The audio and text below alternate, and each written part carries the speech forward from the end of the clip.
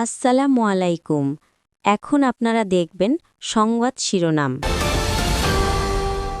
আগামী সপ্তাহে আসতে পারে এনসিপি, এবি পার্টি সহ কয়েকটি দলের নতুন জোটের ঘোষণা। বড় দলের বিকল্প গড়তে চান নেতারা।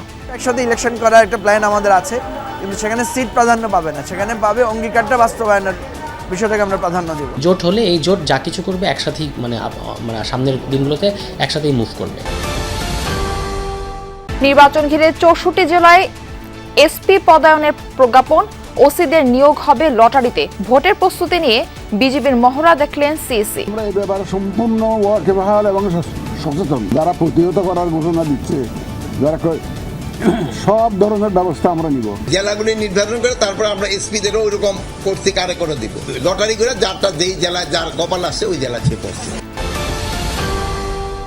পুড়ে যাওয়া করাইল বস্তিতে দিশেহারা জীবন, ফায়ার সার্ভিসের তড়িৎ তৎপরতায় বড় দুর্ঘটনা থেকে বাঁচল পিজি হাসপাতাল।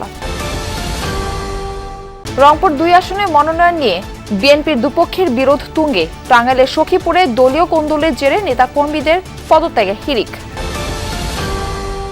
জনসংখ্যা বিবেচনায় এখন বিশ্বের 2 নম্বর মেগাসিটি ঢাকা। 50 সালেই দখলে নেবে শীর্ষস্থান। রাজধানী কেন্দ্রিক অর্থনীতি আর জলবায়ু পরিবর্তন কারণ, বলছে জাতিসংঘ। আসসালামু আলাইকুম। এখন দেখবেন সংবাদ বিস্তারিত। এনসিপি, এবি পার্টি সহ কয়েকটি দলের সমন্বয়ে এক সপ্তাহের মধ্যে আসছে নতুন জোটের ঘোষণা। সম্ভাব্য নতুন এই জোটের শরিক দলগুলোর শীর্ষ নেতারা বলছেন, কোনো বড় দলের উপর নির্ভর করে রাজনীতি শুরু করতে চান না তারা। তবে বিএনপি ও জামায়াতের সাথে আসন সমঝোতার আলোচনার কথা অস্বীকার করেনি তারা। জানিয়েছে নির্বাচনী সমঝোতা হলেও জোটের পরিচয়ে 300 আসনেই ভোটে অংশ নিতে চান তারা। জোট গঠনের প্রক্রিয়া শুরু হয়েছে বেশ আগে থেকেই। এনসিপি গণ অধিকার পরিষদের সাথে একীভূত হওয়ার আলোচনায় কিছুদূর এগোনোর পর ভেস্তে যায়। এরপর জাতীয় নাগরিক পার্টি, এবি পার্টি, রাষ্ট্র সংস্কার আন্দোলন এবং আপ বাংলাদেশকে নিয়ে নতুন রাজনৈতিক জোট গঠনের আলোচনা শুরু হয়। এই জোটে যুক্ত করতে দর কষাকষি চলছে গণ অধিকার পরিষদ, গণতন্ত্র মঞ্চে থাকা কয়েকটি দলের সাথে। সম্ভাব্য নতুন এই জোটের নাম হতে পারে জুলাই জোট, গণতান্ত্রিক সংস্কার জোট বা তৃতীয় ধারার সমমনা জোট। জুলাই গণ অভ্যুত্থানের আকাঙ্ক্ষা বাস্তবায়ন, ধর্মীয় ফ্যাসিবাদ ও চাঁদাবাজ বিরোধী অবস্থান নতুন জোটের লক্ষ্য। শরিক নেতারা জানান, জোট গঠনের পাশাপাশি বড় 2 দলের সাথে নির্বাচনী সমঝোতায় আলোচনা চালিয়ে যাচ্ছেন তারা। একসাথে ইলেকশন করার একটা প্ল্যান আমাদের আছে, কিন্তু সেখানে সিট প্রাধান্য পাবে না, সেখানে পাবে অঙ্গীকারটা বাস্তবায়নের বিষয়টাকে আমরা প্রাধান্য দেব। পুরানো দলগুলোর মধ্যে যদি কোনো সম্ভাবনাময় প্রার্থী থাকে যে হয়তো ভালো, আমরা হয়তো মনে করছি যে উনি আমাদের জুলাই অভ্যুত্থানে ভূমিকা রেখেছেন, এরকম কাউকে আমরা সমর্থন দিতে পারি। প্রত্যেকটা দলের প্রবণতা এবং মতাদর্শিক অবস্থান জানি, এই ডিফারেন্সটাও আমরা কাটিয়ে উঠে একসাথেই যাবে। জোট হলে এই জোট যা কিছু করবে একসাথেই মানে সামনের দিনগুলোতে একসাথেই মুভ করবে। মানে আমাদের নীতি এবং আমাদের রাজনীতির সাথে একটা বৃহত্তর যদি কমিটমেন্ট কারোর সাথে না হয়, তাহলে তার সাথে যেমন সামনের সংসদ যারা সরকার গঠন করবে, যেহেতু এই জোট যদি যাকে সমর্থন দেবে তারা বা যাদের সাথে যাবে তাদের সরকার গঠন করার সম্ভাবনা অনেক বেড়ে যাবে। ফলে তারা সংস্কারের ক্ষেত্রে কোনো ধরনের ছলচাতুরি যেন না থাকে। 3 ক্যাটাগরিতে লটারির মাধ্যমে এসপি নিয়োগ করা হয়েছে বলে জানিয়েছেন স্বরাষ্ট্র উপদেষ্টা মোহাম্মদ জাহাঙ্গীর আলম চৌধুরী। বুধবার এই সংক্রান্ত প্রজ্ঞাপনও জারি করেছে স্বরাষ্ট্র মন্ত্রণালয়। সচিবালয়ে সাংবাদিকদের স্বরাষ্ট্র উপদেষ্টা বলেন, 64 জেলার মধ্যে 18টিতে নতুন এসপি, বাকিরা বিভিন্ন জেলায় কর্মরত ছিলেন। পুলিশ সুপারদের মতো ওসিদেরও লটারির মাধ্যমে শিগগিরই বিভিন্ন জেলায় পদায়ন করা হবে বলেও জানান জাহাঙ্গীর আলম। উপদেষ্টা আরও বলেন, সার নিয়ে নীতিমালা হচ্ছে, সেখানে রাজনৈতিকভাবে ডিলার নিয়োগের কোনো সুযোগ থাকবে না। গ্যাসের দাম বাড়লেও সারের দাম আর বাড়বে না বলে আশ্বাস দেন তিনি। পেঁয়াজ সংকট প্রসঙ্গে উপদেষ্টা বলেন, নতুন পেঁয়াজ আসছে, দাম বাড়ার আর সম্ভাবনা নেই। জানান, ব্যবসায়ীরা আমদানি করতে চাইলেও কৃষকের স্বার্থে আমদানির অনুমতি দেওয়া হয়নি। যেইভাবে লটারি করার ওইভাবেই লটারি করেছি, এই ক্রাইটেরিয়া নির্ধারণ করছি, আইন শৃঙ্খলা পরিস্থিতির উপর নির্ভর করে এবং ওই জেলাগুলি নির্ধারণ করে তারপর আমরা এসপিদেরও ওইরকম করতে কারে করে দিব। 64 থেকে আমরা 15 আর 3 18 জন আমরা উঠে আনছি। 18 জনের জায়গায় আমরা নতুন জন দিছি, আর যারা পুরানো ছিল ওখানে তারপরে ওই লটারি করে যারটা যেই জেলায় যার কপাল আসছে ওই জেলা সে পড়ছে। অনাকাঙ্ক্ষিত পরিস্থিতি প্রতিহত করে জাতিকে সুষ্ঠু ও নিরপেক্ষ নির্বাচন উপহার দেবে নির্বাচন কমিশন। তফসিল ঘোষণার পর আইনশৃঙ্খলা পরিস্থিতি আরও ভালো হবে বলে মন্তব্য করেছেন প্রধান নির্বাচন কমিশনার এএমএম নাসির উদ্দিন। সকালে বিজিবির নির্বাচনী মহড়া পরিদর্শন শেষে এসব কথা বলেন তিনি। আমরা এই ব্যাপারে সম্পূর্ণ ওয়াকিবহাল এবং সচেতন, যাতে শান্তি শৃঙ্খলা যাতে রক্ষা করেই আমরা যাতে নির্বাচনটা সুষ্ঠুভাবে করতে পারি। আর যারা প্রতিহত করার ঘোষণা দিচ্ছে, যারা সব ধরনের ব্যবস্থা আমরা নিব।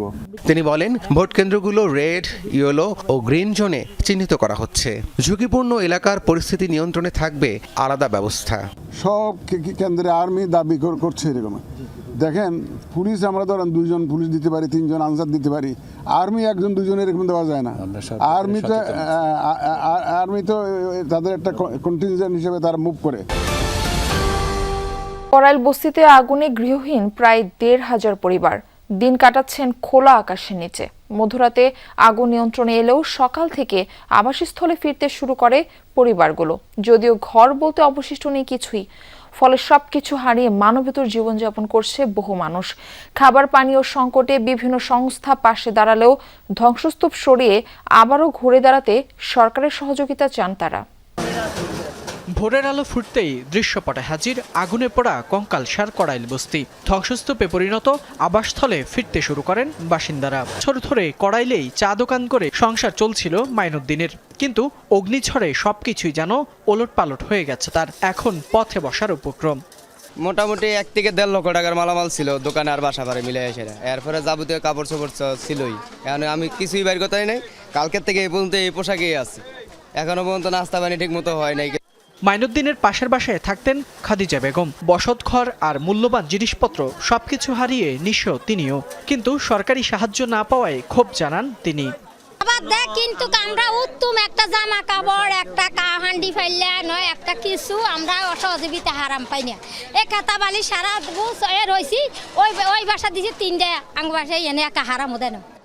মঙ্গলবার রাতের ভয়াবহ অগ্নিকাণ্ডে পথে বসে গেছেন প্রায় 1,500 পরিবার। খোলা আকাশের নিচে রাত কাটালেও দিনের আলোয় পড়েছেন খাবার, শীতবস্ত্র সহ বিভিন্ন সংকটে। যদিও বিএনপি, জামায়াত সহ বিভিন্ন রাজনৈতিক দল ও সংস্থার পক্ষ থেকে দেয়া হচ্ছে খাবার ও পানীয়, কিন্তু তা চাহিদার তুলনায় অপ্রতুল বলছেন ভুক্তভোগীরা। রংপুর 2 আসনে বিএনপির মনোনীত প্রার্থীকে সন্ত্রাসী আখ্যায়িত করে মনোনয়ন বাতিলের দাবি জানিয়েছে উপজেলা বিএনপির সাধারণ সম্পাদকের সমর্থকরা।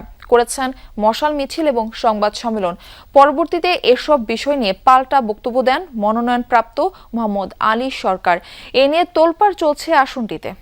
রংপুর 2 বদরগঞ্জ তারাগঞ্জ আসনে বিএনপি মনোনীত প্রার্থী মোহাম্মদ আলী সরকারের এই মন্তব্য নিয়ে তোলপাড় চলছে। তার বিরুদ্ধে উপজেলা কমিটির সাধারণ সম্পাদক ও মনোনয়ন প্রত্যাশী আজিজুল হক সমর্থকরা মনোনয়ন বাতিল চাওয়ার প্রেক্ষিতে তিনি এই কাল বদরগঞ্জ মোহাম্মদ আলীর বিরুদ্ধে কার্যক্রম নিষিদ্ধ আওয়ামী লীগ নেতাকর্মীদের পুনর্বাসনেরও অভিযোগ তুলেছেন আজিজুল হক সমর্থকরা।